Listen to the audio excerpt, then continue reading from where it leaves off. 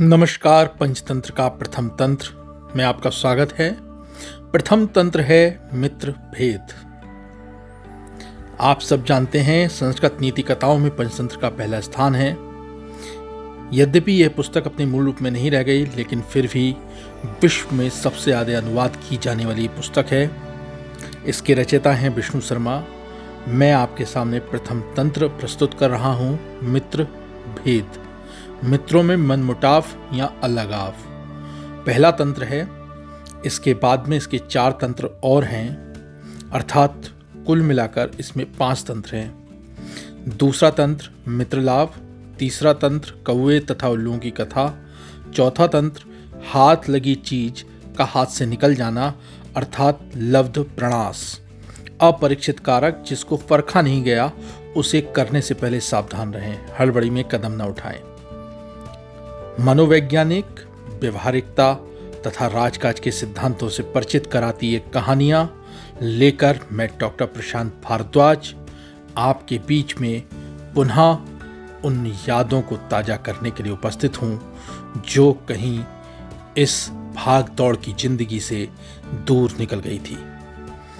आज मैं आपको सुनाता हूं पंचतंत्र का प्रथम तंत्र। महिला रोप्य नाम के नगर में वर्धमान नाम का एक वणिक पुत्र रहता था। उसने धर्मयुक्त रीति से व्यापार में पर्याप्त धन पैदा कर लिया था, किंतु उतने से उसे संतोष नहीं होता था। और भी अधिक धन कमाने की इच्छा थी। 6 उपायों से ही धनोपार्जन किया जाता है: भिक्षा, राज सेवा, खेती, विद्या, सूद और व्यापार। इनमें से व्यापार का साधन ही सर्वश्रेष्ठ माना गया है। व्यापार के भी अनेक प्रकार हैं। उनमें सबसे अच्छा यही है कि परदेश से उत्तम वस्तुओं का संग्रह कर स्वदेश में उन्हें बेचा जाए।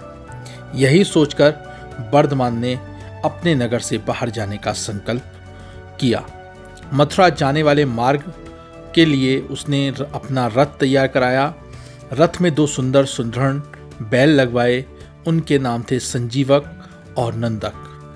वर्धमान का रथ जब यमुना नदी के किनारे पहुंचा तो संजीवक नाम का बैल नदी के तट की दलदल में फंस गया। वहां से निकलने की चेष्टा में उसका एक पैर भी टूट गया। वर्धमान को यह देखकर बड़ा दुख हुआ। 3 रात उसने बैल के स्वस्थ होने की प्रतीक्षा की। बाद में उसने सारथी से कहा कि इस वन में अनेक हिंसक जंतु रहते हैं, यहाँ उनसे बचाव का कोई उपाय नहीं है। संजीवक के अच्छे होने में बहुत दिन लग जाएंगे। इतने दिन यहाँ रहकर प्राणों के संकट नहीं उठाया जा सकता। इस बैल के लिए अपने जीवन को मृत्यु के मुख में क्यों डाल दें। तब वर्धमान ने संजीवक की रखवाली के लिए रक्षक रखकर आगे प्रस्थान किया। रक्षकों ने भी जब देखा कि जंगल में अनेक शेर, बाघ, चीतों से भरा पड़ा है तो वे भी एक दिन बाद वहां से प्राण बचाकर भागे। वर्धमान के सामने ये झूठ बोल दिया, स्वामी संजीवक तो मर गया, हमने उसका दाह संस्कार कर दिया। वर्धमान यह सुनकर बड़ा दुखी हुआ, किंतु अब कोई उपाय ना था। इधर संजीवक यमुना तट की शीतल वायु के सेवन से कुछ स्वस्थ हो गया। नदी के किनारे की धूप का अप्रभाग पशुओं के लिए बहुत बलदायी होता है। उसे निरंतर खाने के बाद वह खूब मासल और हष्टपुष्ट हो गया। दिन भर नदी के किनारे सींगों से पाटना और मत होकर गरजते हुए किनारों की छड़ियों में सींग उलझाकर खेलना ही उसका काम था। एक दिन उसी यमुना तट पर पिंगलक नाम का शेर पानी पीने आया। वहां उसने दूर से ही संजीवक की गंभीर हुंकार सुनी।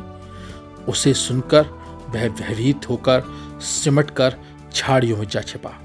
शेर के साथ 2 गीदड़ भी थे, करटक और दमनक। ये दोनों सदा शेर के पीछे पीछे रहते थे। उन्होंने जब अपने स्वामी को भयभीत देखा तो आश्चर्य में डूब गए।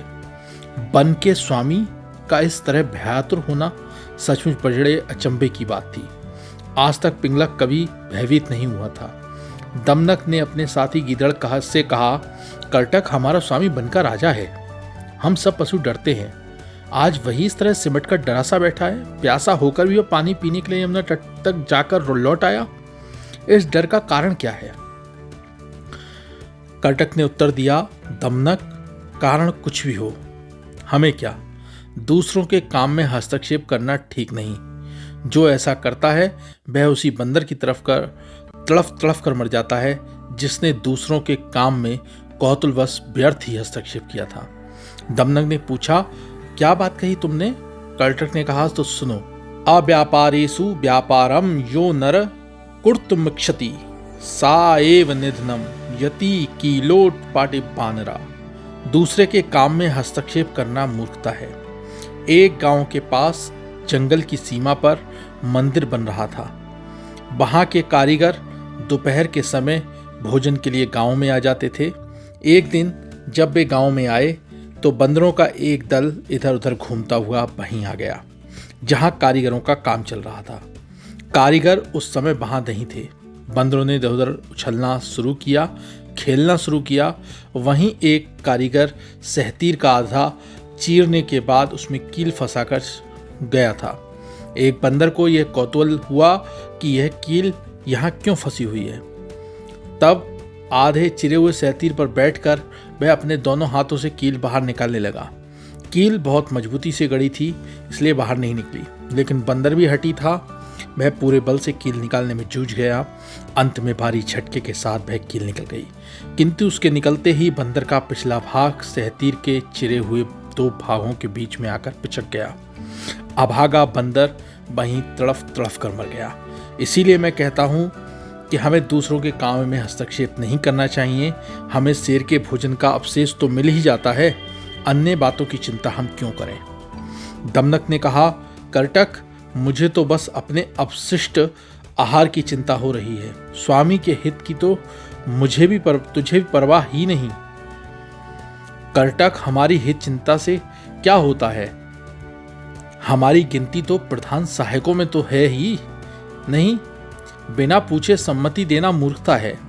इससे अपमान के अतिरिक्त कुछ नहीं मिलेगा। दमनक, प्रधान अप्रधान की बातें रहने दो। जो भी स्वामी की अच्छी सेवा करेगा वह प्रधान बन जाएगा। जो सेवा नहीं करेगा वह प्रधान पद से भी गिर जाएगा। राजा, स्त्री और लता का यही नियम है कि वे पास रहने वाले को ही अपनाते हैं। कर्टक, तब क्या किया जाए? अपना अभिप्राय स्पष्ट स्पष्ट कह दो। दमनक, आज हमारे स्वामी बहुत भयभीत हैं। उसके भय का कारण जानकर संधि, विप्रह, आसन, साश्रय, दैत्यभाव आदि उपायों से हम भय निवारण की सलाह देंगे। कर्टक, तुझे कैसे मालूम कि स्वामी भयभीत है? दमनक, यह जानना कोई कठिन काम नहीं है। मन में भाव छिपे नहीं रहते। चेहरों से, इशारों से, चेष्टा से, भाषण शैली से, आंखों से, भ्रमणि से सबके सब सामने आ जाते हैं। आज हमारा स्वामी भयभीत है। उसके भय को दूर कर कर अपने बस में कर सकते हैं, तब वह हमें अपना प्रधान सचिव बना लेगा। कर्टक, तू राज सेवा के नियमों से अनभिज्ञ है। स्वामी को बस में कैसे करेगा? दमनक, मैंने तो बचपन से पिता के संग खेलते खेलते राज सेवा का पाठ पढ़ लिया था। राज सेवा स्वयं एक कला है। मैं उस कला के प्रवीण हूँ। यह कहकर दमनक ने राज सेवा के नियमों का निर्देश दिया। राजा को संतुष्ट करने और उसकी दृष्टि में सम्मान पाने के अनेक उपाय भी बतलाए। कर्टक दमनक की चतुराई देखकर दंग रह गया। उसने भी उसकी बात मान ली और दोनों शेर की राजसभा की ओर चल दिए। दमनक को आता देख पिंगलक द्वारपाल से बोला, हमारे भूतपूर्व मंत्री के पुत्र दमनक आ रहे हैं, इन्हें हमारे पास बेरोक आने दो। दमनक राजसभा में आकर पिंगलक को प्रणाम किया और उनके निर्दिष्ट स्थान पर बैठ गए। पिंगलक ने अपना दाहिना हाथ उठाकर दमनक से कुशल क्षेम पूछा और कहा, कहो दमनक, सब कुशल हैं? बहुत दिनों बाद आए, क्या कोई विशेष प्रयोजन? दमनक बोला, कोई विशेष प्रयोजन की बात तो नहीं है, फिर भी सेवक को स्वामी के हित की बात कहने के लिए स्वयं आना चाहिए। राजा के पास उत्तम, मध्यम, अधम सभी प्रकार के सेवक हैं। राजा के लिए सभी का प्रयोजन है। समय पर तिनके का भी सहारा लेना पड़ता है। सेवक की तो बात ही क्या। आपने बहुत ही दिन बाद आने के उपलाभ दिया है। इसका भी कारण है, जहाँ कांच की जगह मणि, मणि के स्थान पर कांच जड़ा जाए, वहाँ अच्छे सेवक नहीं ठहरते। जहाँ पारखी नहीं, वहाँ रत्नों का मूल्य नहीं लगता। स्वामी और सेवक परस्पर ही नहीं होते, उन्हें एक दूसरे का सम्मान करना चाहिए। राजा तो संतुष्ट होकर सेवक को केवल सम्मान देते हैं, किंतु सेवक संतुष्ट होकर राजा के लिए प्राणों की बलि दे देते हैं।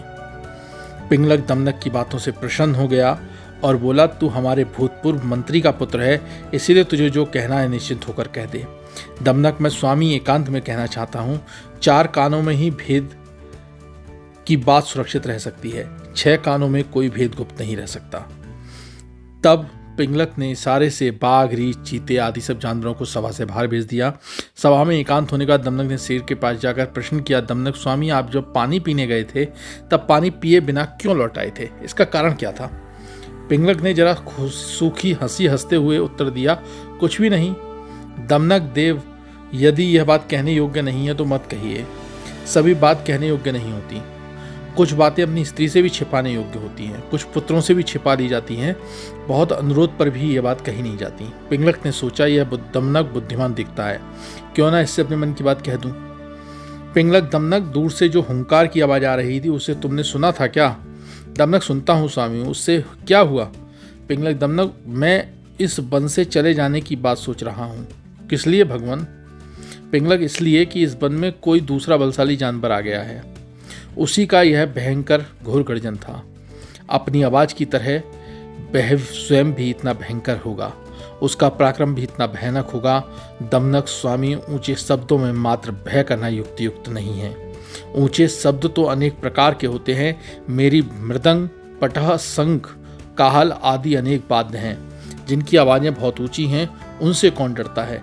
यह जंगल आपके पूर्वजों के समय का है, वे यहीं राज्य करते रहे हैं और आप इसे छोड़कर जाना ठीक नहीं। ढोल भी कितने जोर से बजता है। गौ मायू की उसके अंदर जाकर ही पता चलता है कि वह अंदर से खाली है। पिंगलक ने कहा, गौ मायू की कहानी कैसी है? दमनक ने तब कहा, ध्यान देकर सुनिए। आगे की कहानी ढोल की पोल, शब्द मात्रात्ना भीतव्यम, अर्थात शब्द मात्र से डरना उचित नहीं। यह कहानी मैं अगले सर्ग में सुनाऊंगा। तब तक के लिए नमस्कार और हमारे चैनल को सब्सक्राइब करिए, हमारे साथ बने रहिए। पंचतंत्र का ये तंत्र आपके साथ मैं कहानी के माध्यम से शेयर करता रहूँगा इसी YouTube चैनल पर। धन्यवाद।